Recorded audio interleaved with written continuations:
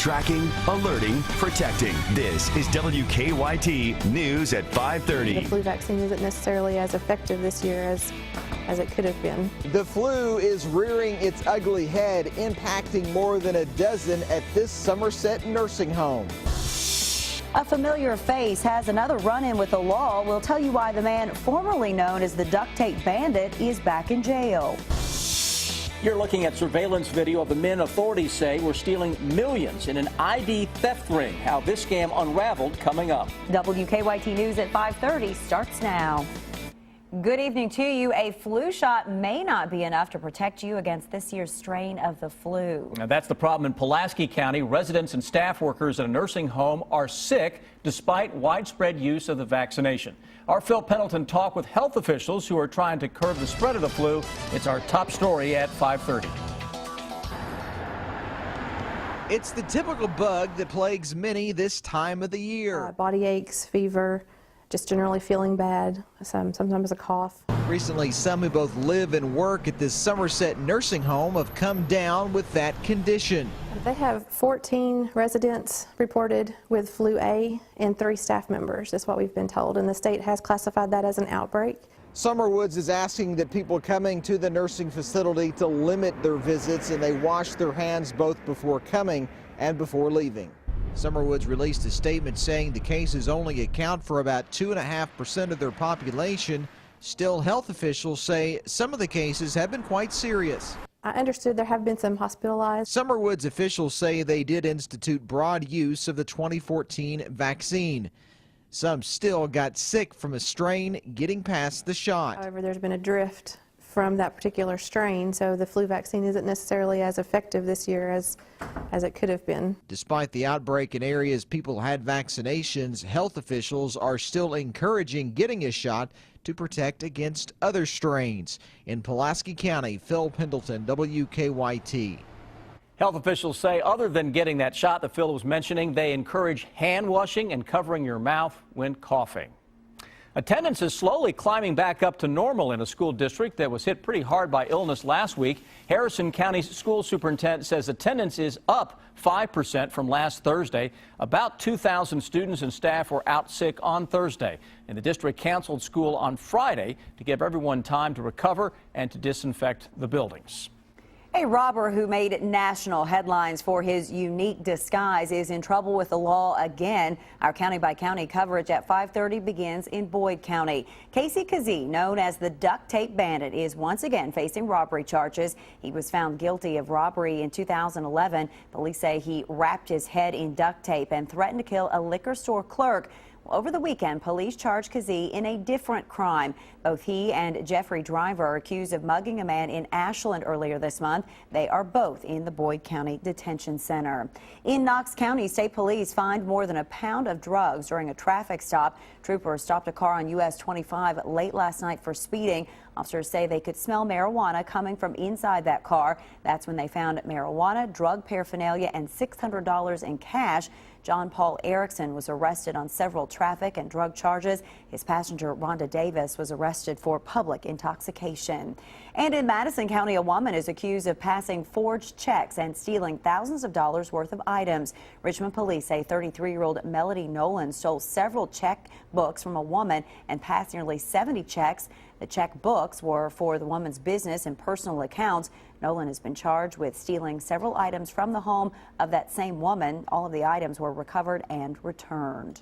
It has been a beautiful Monday, but change is coming. Rain is on the way. WKYT's chief meteorologist, Chris Bailey's here. He's tracking the wet weather and the drop in temperatures as well. Chris? Yeah, the clouds increasing this afternoon, Sam, right on cue. Rain's getting ready to push into parts of central Kentucky. We'll look at some of our sky cams from across the land for that trip home into Covington, Frankfort, Richmond, and Lexington. Cloudy but dry conditions, though some drops not too far away from Frankfort, Lexington, and Richmond as we speak. Covington in pretty good shape as well. Temperatures mainly into the upper 40s. Here's live first alert defender. That first little band of showers getting close to the bluegrass region as of now. Got some steady rains falling on top of Lawrenceburg into Anderson County. South we go into Harrodsburg. So Versailles and Nicholasville, rain on the way. Getting ready to get a few drops into Danville and a little farther to the south now. We see it picking back up after a little break in the action around the Casey County area. The drops on top of Monticello into Wayne County and over toward Russell Springs. All of that is working in from southwest to northeast around this big area of low pressure that is out to our west. When I come back in a little bit, we'll focus on that storm system and an increasing winter weather potential that shows up in your 7-day forecast here in about 10 minutes. It is that time of year when we should all try to give back and remember those less fortunate. Some children in the Bluegrass had a special Friday last week when Mission of Hope and WKYT stopped by their school. Rebecca Smith was in Owsley County for the children's Christmas surprise. It's new at 5:30. The sounds of the season include music, a lot of clapping, and screaming. The students at Owsley County Elementary School could guess something good was about to happen Friday. They were pulled out of class and told to go to the gym. Merry Christmas. You guys ready to go shopping? Yeah, We are at the school's gym, which right now just looks like it's full of tables with a bunch of tarps over them. But it's actually what's underneath the tarps that's going to make a world of difference for all of these kids in just a few minutes. For a lot of them, if not all of these students here, this is the only Christmas they get this year. Every child gets to choose 2 gifts. On this day, everybody wants to come to school. Mission of Hope says it was a letter from a student here that got Owsley County included in the 27 schools the charity reaches out to this Christmas. He wrote us saying, "Dear Mission of Hope, would you come help our kids too in the second poorest county in America? We sure would love it. Merry Christmas." This is volunteer Jim Smith's 4th year to shop with the kids. It's a blessing in my heart. I've been giving so much, and so I want to give back. Other volunteers described it as The true spirit of Christmas. What truly, it's not about the stuff. It's about the smiles and the excitement and that you feel when you see those kids come through. in Owsley County. Rebecca Smith, WKYT. And we can tell you that all of us here at WKYT, we're so happy to be a part of all of that. And while the toy and clothing drive at WKYT is over, you can still donate anytime to Mission of Hope. And we have a link for you on our website, WKYT.com.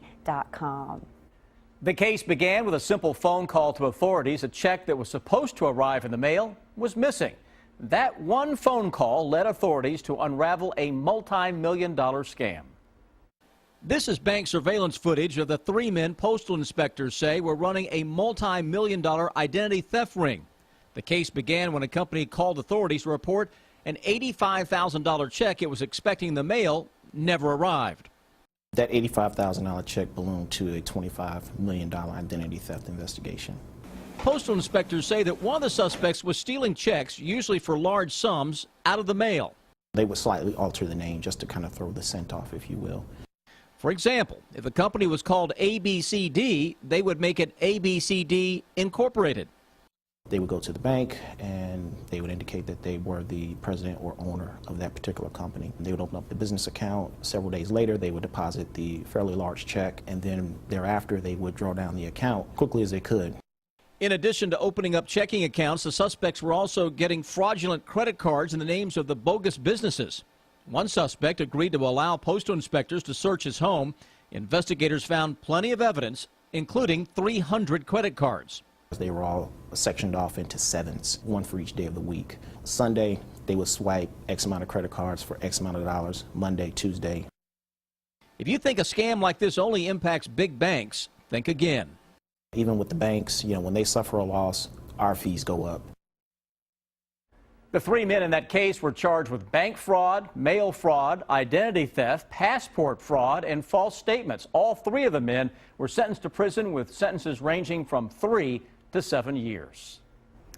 A sweet shop has opened its 2nd store in Lexington where you can get your donut fix. That's coming up here on WKYT News at 5:30. I'm Bill Bryant. Several bills are pre-filed in Frankfurt dealing with everything from minimum wage to drones, and Kentucky libraries are party to a major lawsuit that was heard today. The bottom line is coming up. And crews are still cleaning up after this morning's train derailment in Bourbon County. We'll get a better look at all the damage coming up on WKYT News at 6. Kentucky lawmakers will take up some hot-button issues in the next legislative session. WKYT's Bill Bryant has a look at some of the pre-filed bills that lawmakers want to take up in the bottom line. Good evening. It's getting busy in Frankfurt. Ahead of the 2015 legislative session, there has been a flurry of pre-filed bills, and some could make major changes. A bill introduced in the House would allow local governments to set their own minimum wages that are higher than the state minimum. Some Louisville leaders have been trying to boost the minimum there, and there's been uncertainty about the legality of it. Juries would be allowed to see all prior convictions of a defendant in misdemeanor trials under a proposed bill from State Representative Gerald Watkins. And drones and how they should be regulated keep getting more and more attention. Now Senator Robin Webb has pre-filed a measure that would prohibit the use of a drone to disrupt lawful hunting, trapping, or fishing. Pressure building on the Kentucky legislature to address the state's retirement system. An activist on the issue says reserves have fallen from around $5 billion a few years ago to less than $2.5 billion now. The full interview with Jim Carroll, who is co-founder of a group called Retired State Employees, is available on demand at WKYT.com. Nearly 100 Kentucky public libraries watching very closely a case being decided by the State Court of Appeals. A three-judge panel heard the case in Elizabethtown today. If the court orders libraries to calculate the taxes they receive differently, many say it will significantly reduce their money. Bill Bryant, WKYT. All right, fans of a popular sweet shop near downtown Lexington can now get their fix in another part of town. Double the sweets. North Lime Coffee and Donuts' second location opened this morning, but it's not on North Limestone. You'll find the new shop in the Stonewall Shopping Center at Clays Mill Road and Wellington Way. The original location is at North Limestone and East 6th Street.